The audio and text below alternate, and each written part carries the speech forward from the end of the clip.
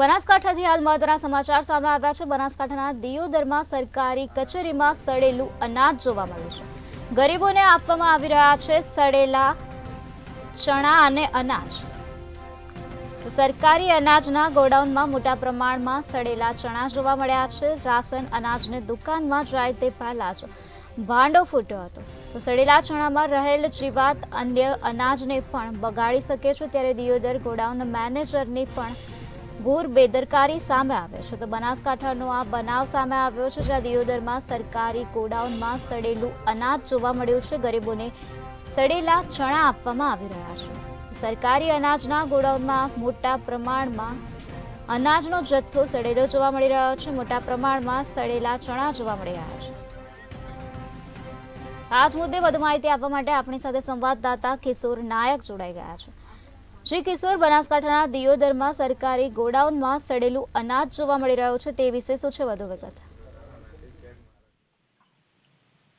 જી, વાત કરવામાં તો બનાસકાંઠાના દિયોદરમાં જે માલ ગોડાઉન છે, માલ ગોડાઉનમાં જે પ્રકારે કરવામાં તો ગરીબોનું જે અનાજ કહેવામાં આવે છે, અનાજના જે ચણા છે, ચણા સડેલા છે।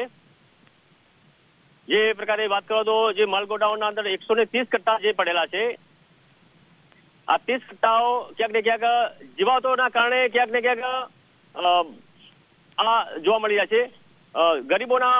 ગરીબો માટેનું જે અનાજ છે, આ અનાજ અત્યારે જોવા જઈએ તો દિયોદરના માલ ગોડાઉનના અંદર જે સડી ગયું છે, અને આ અનાજ ક્યાંક ને ક્યાંક સસ્તા અનાજની દુકાન જે રેશન કાર્ડ મળશે, અને ક્યાંક ને ક્યાંક આ અનાજ ગરીબોના મોંમાં જશે। અનાજથી ગરીબોના પરિવાર ક્યાંક બીમાર થશે, એવા એક સવાલો ઉભા થયા છે।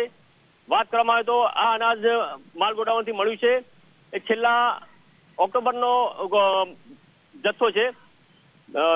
ગોડાઉન મેનેજર જોડે વાત કરતા એમણે પણ એવું કીધું છે ક્યાંક ને ક્યાંક આ હવે અત્યારે હાલ પૂરતો આ ગોડાઉન સાઈડમાં કર્યો છે, પણ આ અનાજનો જથ્થો ક્યાંક ને ક્યાંક બીજા અનાજને બગાડશે અને એ અનાજ પણ બગડશે, તો એની જવાબદારી કોની?